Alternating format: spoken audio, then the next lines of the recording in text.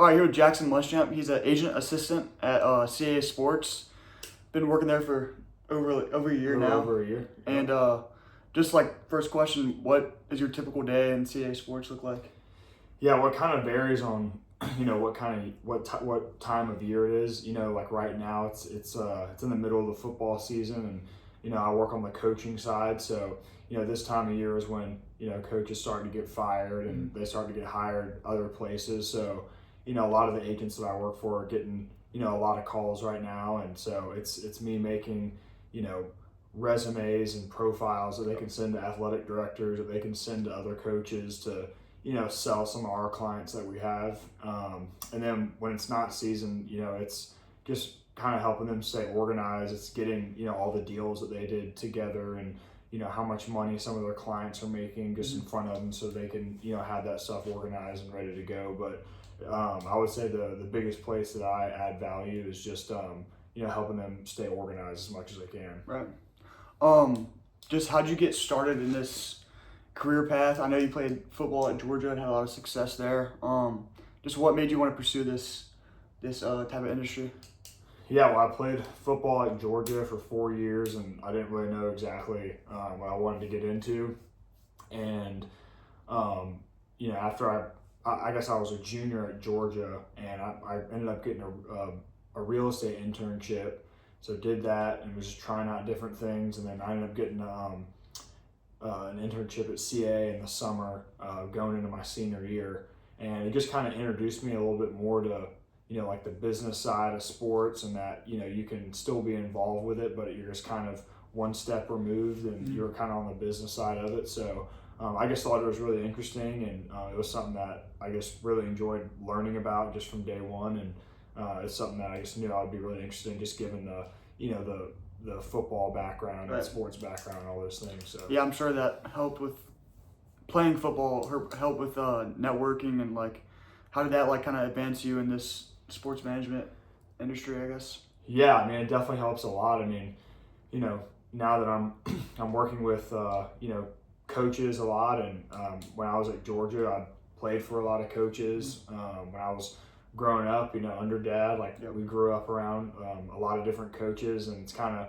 it's really cool to see it come full circle and see now that some of the guys that I work for are representing them on their contracts, and it's guys that were younger coaches when I was in like elementary school, and now they're big time coaches and doing a really good job. So a lot of that stuff is cool to see, and it definitely helps a lot. Yeah, that is cool. Just being like still young in your career and everything like that, how do you kind of find like ways to have like credibility and like earn trust within like the clients and like obviously like the agents that are actually doing the work? Yeah, I mean, I think a lot of it is just work ethic in general. I think if you can get up early and stay late, and show that you care about what you're doing and that you're accountable, and if you get a phone call, like you're going to answer it. I think that's how you just start building some trust with some of the people that you're working with, and just always being available, and just being as resourceful as you can. And then just in terms of some of the clients they work with, I think just having an open line of communication, and being upfront and honest about everything when you have those conversations, and not steering anybody in the wrong direction. I think just adds a lot of trust and credibility when you start talking to those guys. Yeah, I know your hours are pretty hectic these days, but what's like putting in all that work? What is like the most rewarding working with like a major agency like CAA? Yeah, I mean, for sure, it's definitely it can be long hours someday for sure, because a coach may get off of work around 8 or 9 o'clock, and they're going to call their agent on the way home at 9:30. So you never know whenever you're going to get that call, but all of that stuff definitely makes it worth it. Like a couple weeks ago, I was able to go to the Georgia versus Tennessee game, where I played, and that was because someone I was working with was working with a couple people in Georgia staff, and so I was able to go out and do things like that not a lot of people get to do for their job. So with all the hours and the work that goes into it, there's definitely some things like that make it all worth it, and are unique from other jobs. The new NIL name, image, and likeness is big nowadays in college sports, which is what you're working with. How was that like field change? Like, how was the future shifts like in college athletics changed like recently? Yeah, I mean, I think it's changed a lot. I think, for the most part, it's kind of a moving target in terms of, what the rules and regulations are and what people are making and what's, just reported, not actually true. So I think from our side of the business, at least, it adds, just a lot more to a coach's plate and to an agent's plate just because there's a lot more to manage. It's not just, recruiting a guy and get him to, commit to your school, and now it's having to find the resources to pay him as much as it is for him to stay, and then when the year's over, making sure he's not going to transfer and leave somewhere, and then looking at positions where you have to bring guys in from the transfer portal to up your roster and all those things. So it's just definitely changed it a lot, and I think it's added more things to people's shoulders. But I think the people that will be most successful, the ones that are going to be able to kind of figure it out faster than others. Yeah, no doubt. You work with these coaches on a personal level, you talk to them a lot. How do you balance like a personal relationship while like wanting the best for your client and like maybe having like a hard conversation with a client?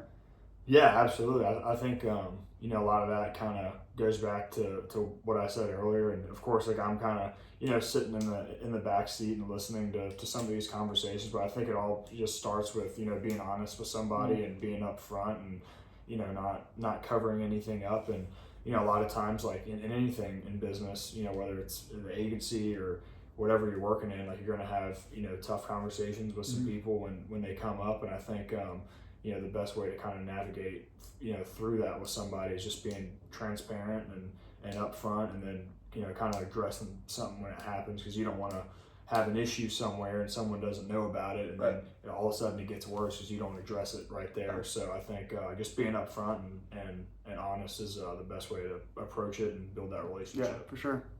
Obviously you played at Georgia, you competed pretty much every day there that you were there. How does that kind of work in the agency world where like you're competing with other companies to get clients? How does that kind of play, and like how does that work, I guess? Yeah, I mean, I think that's probably one of the biggest things that I've benefited from just being a student athlete in college and playing at Georgia, is you kind of have that competitive nature about you, and you want to be the best at what you do, whether it's football, whether it's business, whatever it is. I think that that definitely instilled that in me from playing in college, because you are competing every day, like you want to be the best every day.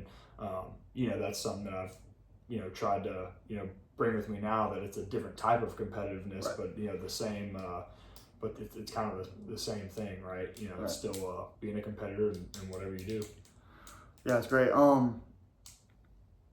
What other like situations have you encountered that like have affected your work, like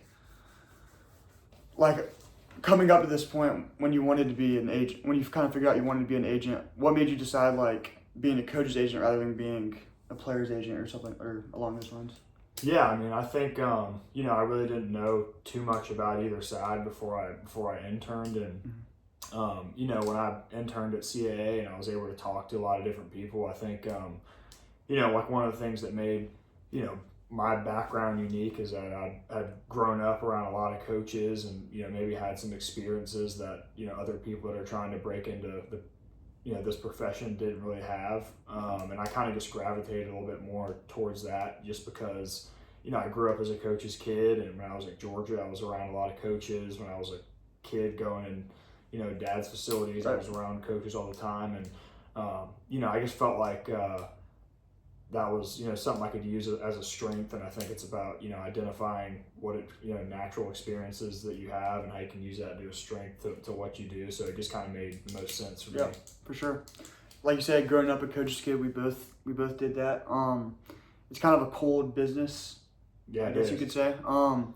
Would you say that being an agent would make you want to help these coaches, like obviously knowing what they go through every day and stuff like that?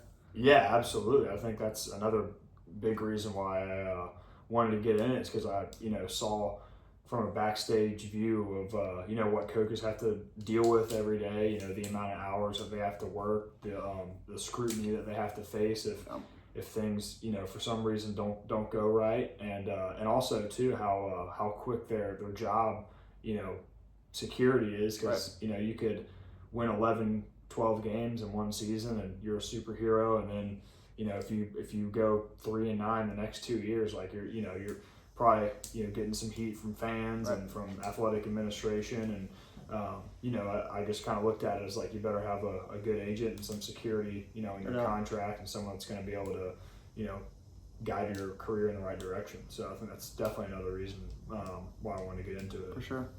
And then what advice would you give to like someone that's up and coming in the agency world, and like how to navigate like the first year, could be, because you've been working for a year? How would you like navigate that, and if you had any advice to someone who was doing that? Yeah, I would definitely say, whatever situation that you're currently in, whether it's in middle school and high school and college, whatever it is, I think being proactive and trying to find any way or reason to get involved with whatever sports team is there, regardless of what sport it is, whether it's football, baseball, softball, volleyball, whatever, because I think at the end of the day, like a lot of people like sports, they enjoy sports, and think that they want to work in sports, but if you step up to the table and have an interview, and kind of the only reason that you want to work in sports is because you like sports, but you haven't gone out of your way to show that interest, I think that's really important, and just kind of getting the first steps of experience. Working with coaches, agents now, what would you ever want to get into player agency, or is that something that you'd want to work with? I don't really know. I think like right now I'm still young in it. I've only been working there for a little over a year, and I try to pitch in and help wherever I can, on whether it's the coaching side or the player side or broadcasting, or whatever it is. I just try to lend a helping hand whenever I can, and if that leads me down another path, and then that's what happens. But I'm definitely keeping things open, and don't know exactly what the future holds, but I really do enjoy what I'm doing now. The coaching carousel is definitely open right now, for sure, for a lot of coaches. Who would be your dream client to work with and get them a job? Like someone that you like dad work with or something like that. Who would be your dream client that you'd want to help out? Yeah, that's a great question. I mean, I think this is kind of an easy answer, but I feel like Nick Saban, just because of obviously how great of a coach that he was, and you just like kind of how he carried himself and how he represented his program and the way that he ran things. You want to try to align yourself with people that that your values and like what you want to do, and the goals and aspirations that you have align, and he's someone that I obviously look up to a lot, and he's one of the best coaches of all time, so I'd probably put him at the top of the list. And then just to wrap it up, are there any other experiences at CAA or parts of your career journey that you think would be important to know to obviously the audience? Yeah, I think just work hard at whatever you do. I mean, in our business, it's kind of, you never really exactly know what's gonna pop up and what's gonna happen. So I think being kind of a Swiss Army knife, and being able to try to get your hands on a lot of things that you can add more value to yourself, to whatever company you're at or whatever sports team that you're playing for. I think it just helps to have your phone on and be available, and if you get a phone call, to answer it, and just continually to try to find ways where you can help out, because if you just kind of sit there and do your own job and don't try to get involved with something that you don't necessarily need to, but if you could, you'd help out a lot. Right. I think that's really important, just kind of looking for some of those things. Yeah, for sure. Well, it was a pleasure sitting down with you. Pleasure. Thank you. Of course. I appreciate you helping me out. You got it. Thank you. Appreciate it.